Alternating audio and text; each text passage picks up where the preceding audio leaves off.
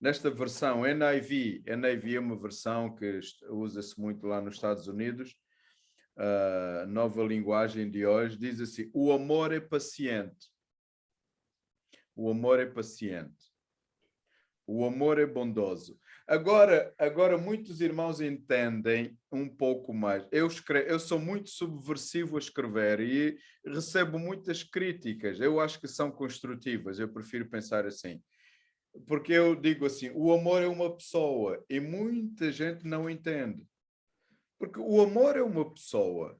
O amor não é abstrato. O amor não é uma pedra, não é um quadro, não é um muro, não é... O amor é uma pessoa. E qual é essa pessoa? É Deus. A Bíblia diz, Deus é. Portanto, Deus é o verbo é, do verbo ser, ele é amor. Deus é amor. Então, o amor é uma pessoa. E é muito interessante quando nós lemos assim, o amor é, porque o amor é alguma coisa. Além de uma pessoa, essa pessoa que é o amor é paciente. Então, isto é muito perigoso para todos. Quer dizer que quando eu, o Beto, não sou paciente, eu não sou o amor. Portanto, não sou. Eu posso dizer que sou, mas isso não vale nada. Não sou. Então, o amor é paciente. Se o Beto é o amor, então o Beto é paciente.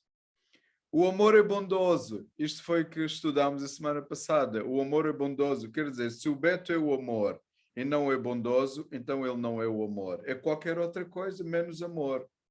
Porque o amor é bondoso. O amor não tem inveja. Imagina. Eu acho graça a estas coisas da Bíblia. Deus é extraordinariamente com humor. Deus tem humor. Deus tem muito humor, porque Deus coloca na Bíblia assim: o amor não tem inveja, mas inveja é o que mais nós temos.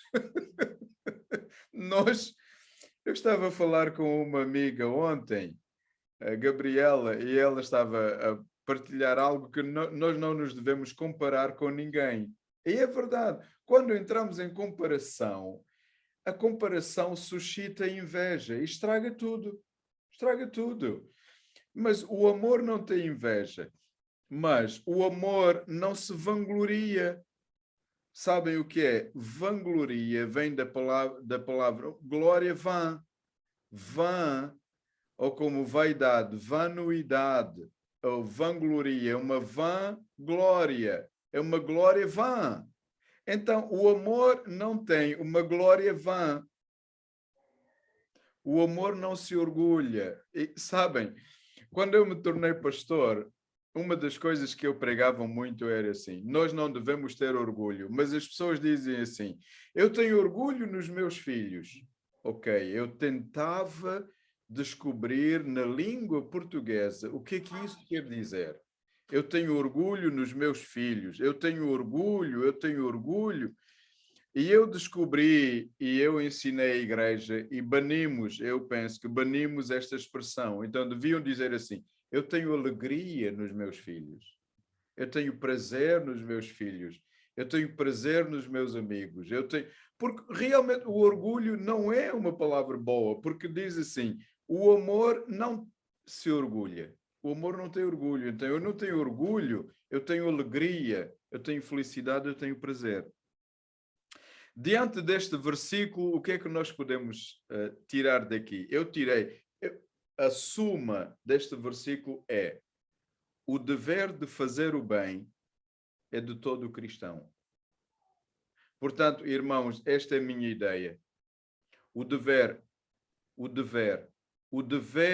de fazer o bem é de todo cristão. Isto significa que é uma ordem. Um dever também é implícito a ordem. Eu preciso de fazer o bem. Se eu não fizer o bem, eu não sou cristão. Isso não interessa frequentar igrejas. Não. Frequentar igrejas, andar nas igrejas todos os dias e cantar todos os hinos e saber todos os coros e memorizar a Bíblia toda e fazer todas as coisas. Mas se eu não fizer o bem, Eu não sou um cristão. É por isso que é um paradoxo, mas eu digo muitas vezes, há ateus que são cristãos. Há ateus que são tão bons a fazer o bem que superam os cristãos que são tão maus a fazer o bem. Então é preciso analisar isto. O dever de fazer o bem é de todo cristão. Uma vez que fazer o bem é um dever impulsionado pelo Espírito Santo. Não é um dever que vem da minha mente, não é um dever que vem do meu coração, não é um dever que vem do meu intelecto, não é um dever que vem da minha cognitividade. Não, é impulsionado pelo Espírito Santo. Então nós devemos procurar, na medida que nós tivermos oportunidade. Aqui tem a ver com a oportunidade. Quando eu tenho a oportunidade, eu vou fazer o bem às almas. Eu vou fazer o bem às almas dos outros, às vidas das pessoas, porque é um dever, é uma ordem divina. Como a Bíblia diz, primeiro aos domésticos da fé, quer dizer, primeiro aos irmãos e depois aos outros. Então eu vou empenhar-me para ser uma bênção na vida das pessoas. O que é que eu sou? A pergunta deve ser esta: o que é que eu sou na vida dos outros? Quando eu saio de uma casa, quando eu saio de um convívio, as pessoas dizem, ainda bem que ele foi embora. Ou dizem, opa, seria bom que ele continuasse mais tempo. É isto que eu preciso de saber. Se dizem assim, opa, ainda bem que o Beto foi embora, já não o tolero mais. Ou ele podia ter ficado um pouco mais. Precisamos de saber isto, porque nós temos que ser uma coisa boa para a vida dos outros, dando ou fazendo, alguns até sofrendo pelos outros, tanto pelos amigos quanto pelos inimigos, como eu disse a semana passada, tanto pelos bons quanto pelos maus, tanto pelos gratos quanto pelos ingratos. Porque é como esta ideia que eu tenho, o amor é uma pessoa, o amor sou eu, os outros são os amados, são o objeto do amor. Se eu sou o amor, os amados são indiferentes. O amor é que faz a diferença. Os amados às vezes são maus. Quantos filhos são maus filhos? Os pais amam os filhos. Porque os pais são o amor. O amor é que faz a diferença. Então nós temos que ser constantes em fazer o bem, de acordo com as oportunidades e as capacidades que nós temos. Nem todos temos a mesma capacidade. Alguns têm mais dinheiro, outros têm menos dinheiro, uns cantam bem, outros cantam mal, uns desenham bem, outros desenham mal, uns pregam bem, outros pregam mal. Eu, por exemplo, não gosto de ouvir maus pregadores. Não. Quando eu começo a ouvir um mau pregador, eu desligo logo o YouTube. Não dá. Não consigo. Então, é o mesmo, cada um tem de fazer o bem conforme a oportunidade que tem e a capacidade que tem. Vamos então considerar algumas coisas nesse dever que nós temos de fazer o bem. 3 coisas. Primeiro, considere, é uma honra. É uma honra. Meus irmãos, é uma honra ser um instrumento do bem no mundo. O mundo é tão mau, tão mau, tão mau, que fazer o bem é uma honra. Nós devemos considerar uma honra sermos usados por Deus. Quando nós cumprimos o dever de fazer o bem, Deus dá-nos uma grande honra, que é a honra de sermos uma bênção. É isto que Deus disse a Abraão no início, quando Deus criou a nação de Israel. Disse: Abraão, tu vais ser uma bênção. Tu vais abençoar nações. Então essa é a mesma honra, ser tu uma bênção. Imagina, eu olho agora para o Júnior. O Júnior está conosco há 2 semanas, o Júnior e a sua esposa. O Júnior deve ser uma bênção. Se não for uma bênção, não dá. Não é cristianismo. A Rita está no sul do Brasil. A Rita deve ser uma bênção para as pessoas à sua volta. O Serafim está aqui ao lado, é meu vizinho aqui em Santo Antônio. E Alcina, eles devem ser uma bênção. Seto, uma bênção. Uma bênção é uma honra que Deus nos dá de fazer o bem às outras pessoas. Nós somos abençoados por Deus para sermos uma bênção. Isto é um princípio. O cristianismo não é uma religião. Atenção. O cristianismo não é uma religião. Religião há muitas, há o hinduísmo, há o judaísmo, há o budismo, há muitas religiões. O cristianismo é uma espiritualidade, é uma vida que nós temos com Deus. Nós vivemos com Deus. Paulo diz, viver é Cristo e morrer é ganho. Então, se nós somos abençoados por sermos cristãos em Cristo, o cristianismo tem como princípio, um princípio é ser uma bênção. Cada crente tem de ser uma bênção. Nós somos abençoados para sermos uma bênção. Alguém uma vez disse assim, eu lembro, ao longo dos anos disse assim, pastor, o pastor Beto tem o dom da pregação. Ok, eu aceitei este elogio. Se tem o dom da pregação, o que é que eu tenho que fazer? Eu tenho que pregar. Eu não posso guardar isto. Eu tenho que pregar. E eu tenho que ser uma bênção. Se o Eugênio tem o talento, porque ele toca piano, ele é um pianista. Ele tem o talento, porque não tem o dom. Dom é uma coisa, talento é outra. O Eugênio tem o talento de tocar piano. O que é que ele tem que fazer? Ele tem que tocar. É por isso que o Eugênio tem um canal no YouTube. Ele coloca as músicas no YouTube. Vão lá, ponham lá no sininho, como é que se diz? Ponham um gosto qualquer e sigam o Eugênio. Ele põe lá músicas lindíssimas. E é uma benção. À noite eu vejo, o Eugênio colocou uma música, eu vou ouvir, eu ouço música do Eugênio. E até adormeço melhor. A Lídia também tem agora um canal no YouTube de hinos, é um pouco diferente, hinos. Então, nós precisamos ser uma bênção, cada um naquilo que Deus nos capacitou.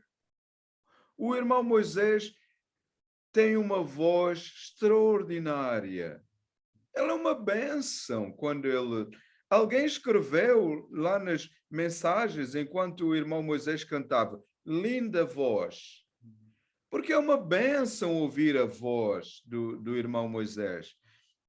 E é isso que nós temos. É uma honra para nós sermos uma bênção para os outros. Alguns são hospitaleiros. A minha irmã na Alemanha tem o dom da hospitalidade. Ela é tremendamente hospitaleira. A Bíblia diz, alguns, sendo hospitaleiros, hospedaram anjos. Então, nós precisamos de fazer isto. Algumas vezes, quando alguém faz algo extraordinário, nós usamos a expressão, é um anjo. E nós todos devemos ser, num certo sentido místico, devemos ser anjos uns para com os outros, abençoando a vida dos outros. Há pessoas que cozinham de forma fantástica. Então, essas pessoas são uma bênção quando cozinham. Cozinham com amor. E nós aproveitamos esta refeição e nos deleitamos. Portanto, primeiro, é uma honra ser um instrumento de Deus no mundo. Somos usados por Deus para fazer o bem. Há um ano atrás eu escrevi uma frase, uma das minhas frases, eu escrevi assim, o amor faz bem às almas dos outros. E o irmão Richard disse, e a nossa também. Eu gostei desta resposta do Richard. Ele hoje não está conosco, não é? Não. O amor faz o bem às almas dos outros e a nossa também. O amor faz isso. O amor faz o bem. Segundo, é fazer o que gostaríamos que nos fizessem. Porque nós, muitas vezes, nos esquecemos disso, irmãos e amigos.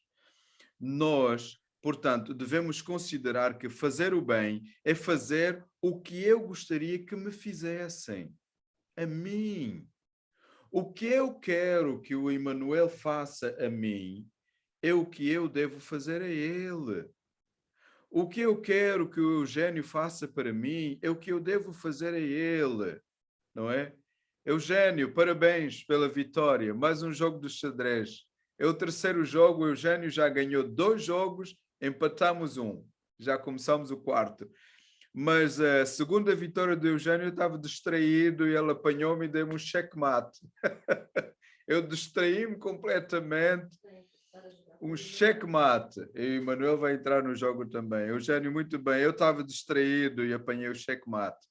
Mas é uma benção jogar xadrez com o Eugênio. Para mim é bom para a minha mente. Não é? É bom. Nós devemos fazer o que gostaríamos que nos fizéssemos. Notem o que eu vou dizer. Nós apreciamos o facto em que as pessoas serem bondosas para conosco. Eu aprecio isso. Então, eu devo ser bondoso para os outros. Eu devo ser bondoso para os outros. Se eu aprecio o facto das pessoas serem bondosas para mim, eu devo ser bondoso para os outros. Nós ficamos felizes quando as pessoas nos querem ajudar, quando estamos em alguma necessidade ou dificuldade. Então, eu devo ajudar os outros quando eles estão em dificuldades e necessidades, porque é o que eu quero que eles me façam a mim. É isso que é o amor. É isso que está a dizer em 1 Coríntios 13:4. Nós gostamos de receber, então eu também devo gostar de dar. Porque quando eu dou, significa que alguém recebe. Porque quando eu recebo, significa que alguém dá. É uma reciprocidade. O amor é a maior de todas as reciprocidades. Agora, já rapidamente a minha mente pensou, já vou fazer uma frase e vou postar. O amor é a maior de todas as reciprocidades. Nós gostamos que as pessoas estejam prontas para sofrer por nós e queremos que nos ajudem a carregar os nossos fardos. Nós adoramos a simpatia que demonstram por nós, nós queremos que as pessoas nos amem, nós queremos ser elogiados, nós queremos que falem bem de nós. Nós queremos que sejam calorosos, dóceis e amorosos conosco. Nós queremos que as pessoas não nos tragam problemas. Então, eu não devo levar problemas para ninguém. Sabem? E vocês já conhecem, por isso é que eu falo como eu falo e não há problema nenhum. Mas eu sempre digo assim, os crentes são problemáticos. Os crentes são as pessoas mais problemáticas que eu conheci na vida. Eu sei que Deus me perdoa eu dizer coisas assim, mas se eu não quero que me causem problemas, eu não devo causar problemas a ninguém. É isso, é reciprocidade. E isso é o amor. Mas às vezes, irmãos, perdoem-me isso, mas os crentes causam muitos problemas. E eu não quero que me causem problemas. Então, eu, Beto, não devo causar problemas a ninguém. É isso. Se eu não causar problemas a ninguém, já sou uma bênção. Já sou uma bênção. E isso é bom. Então, nós precisamos de fazer o mesmo a todos que estão perto de nós, sem que eles nos façam primeiro. Às vezes, nós dizemos assim, quando ele me fizer o bem, eu vou fazer. Não, isso não é cristão. Isso não é cristão. Quando eu receber ajuda, então eu vou ajudar. Isso não é cristão. Quando alguém me der uma oferta, então eu vou dar uma oferta. Isso não é cristão. O cristão independe daquilo que os outros fazem. Eu vou fazer porque eu tenho amor no coração. Eu vou fazer porque eu tenho amor no coração. Eu vou ler mais uma vez. Eu amo este versículo. Os irmãos vão amar também. Leiam em várias versões. O amor é paciente. Isto é lindo. Imaginem um casal assim. O amor é bondoso. Uau! Eu não imagino um casal assim. Isto é romantismo demais. O amor não tem inveja. O amor não se vangloria. O amor não se orgulha. Eu vou pregar um pouco mais em outras mensagens sobre isso.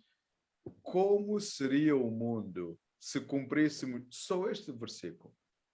Sabem, às vezes há uma coisa que me cansa no cristianismo, é ver os crentes colocarem coisas nas redes sociais. Nós, eu não digo os outros, digo nós, eu incluído, nós colocamos versículos, colocamos tantas coisas, tantas,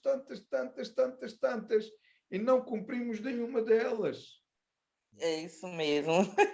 E não cumprimos nenhuma delas. Não faz sentido algum isto.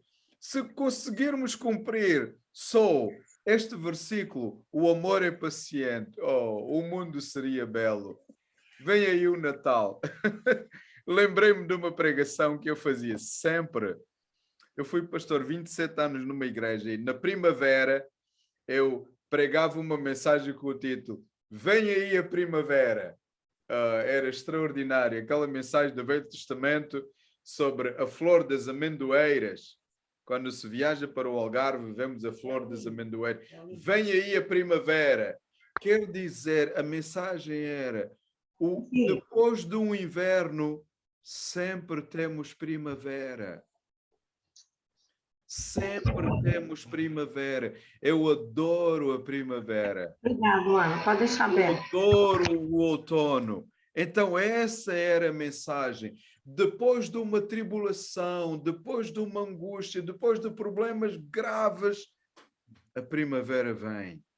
As rosas abrem. As petúnias, adoro as petúnias. As petúnias são as flores da primavera. Elas vêm. As petúnias roxas, com aquele aroma estonteante. Depois de um problema, vem a primavera. E nós precisamos de entender isto. Meus irmãos, nós precisamos de fazer o bem. Nós precisamos de amar e cumprir o que diz este versículo, versículo 4. Nós amamos a nós mesmos e nós queremos o bem para nós. Então nós precisamos de fazer isto aos outros. A Bíblia diz, não nos cansemos de fazer o bem. Portanto, ninguém fica cansado ao fazer o bem. Terceiro, eu disse que havia 3, acho que há 4. Vamos ver como termina.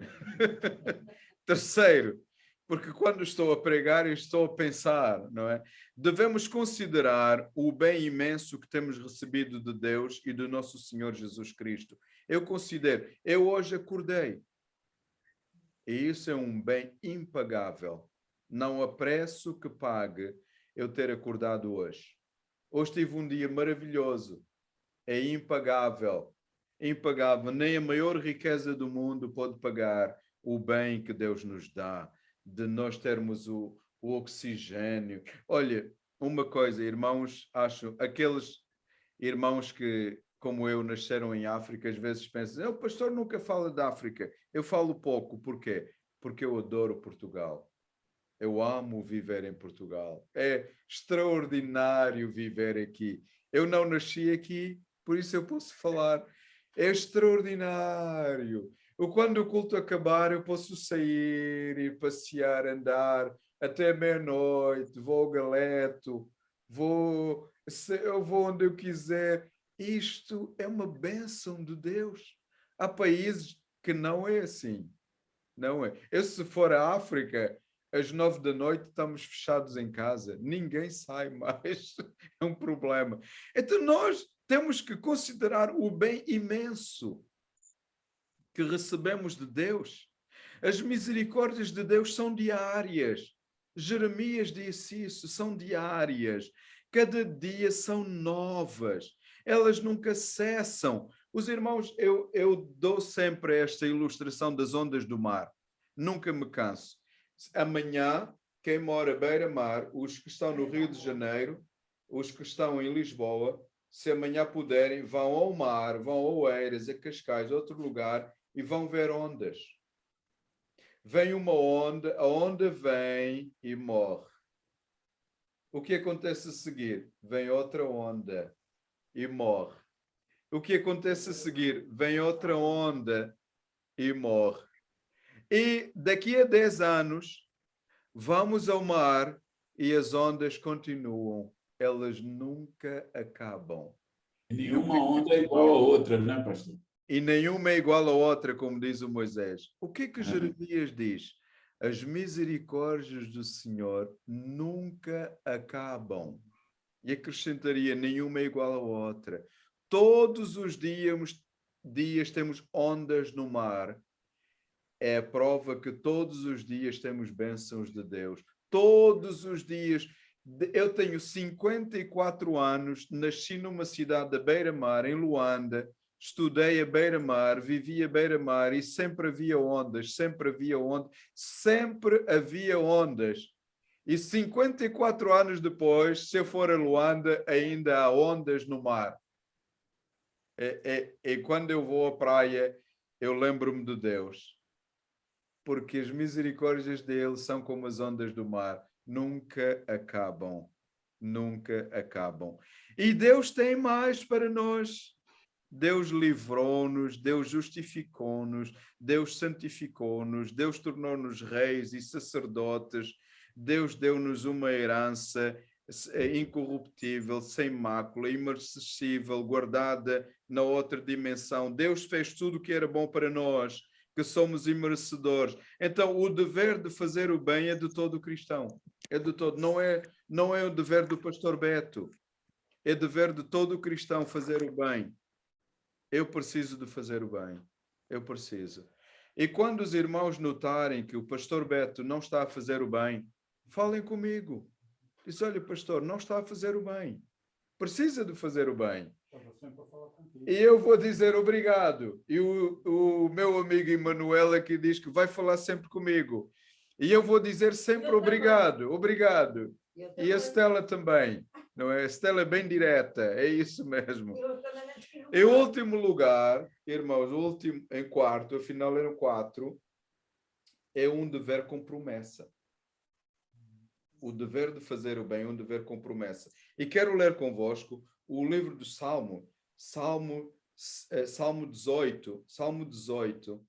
Deixa-me eu procurar aqui. Salmo 18, versículo 25. Salmo 18, 25. Diz assim, nesta versão NIV dos Estados Unidos, diz, ao fiel te revelas fiel. Ao irrepreensível te revelas irrepreensível. Esta é uma versão. Deixa-me ver numa outra versão. O Senhor recompensou-me pela minha retidão. Então, o dever de fazer o bem é um dever com promessa. Quem faz o bem lhe acontece. 26 também, deixa-me ler 26. Tu, Senhor, és fiel ao que te é fiel. És sincero com o que te é sincero. Obrigado, Fausto. Tu, Senhor, és fiel. Por isso há um hino que diz, fiel és tu, Senhor, na sombra de mudança, uma coisa assim. Eu sou mau na música, estou a inventar, mas há um hino que fala sobre isso. Fiel és tu, Senhor. Mas a ideia é esta.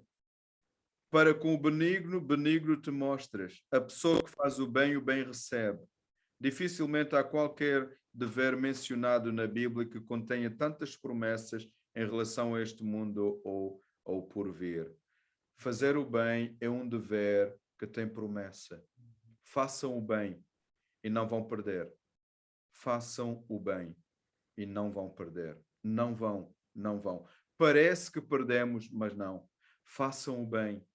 Se puderem ajudar uma senhora mais velha a atravessar a passadeira, ajudem. Se tiverem que levantar do banco no metro para uma senhora que está grávida, está de pé, ela sentar, levantem-se e ela senta. Façam o bem. O dever de fazer o bem é um dever do cristão. E eu preciso de fazer o bem. Eu não tenho desculpa para não fazer o bem. E vejam um versículo comigo, o último versículo que eu quero ler no livro de Atos. Dizemos Atos dos Apóstolos, mas não é verdade, é um mau título. São os Atos de Jesus Cristo, não são Atos dos Apóstolos. Atos 20,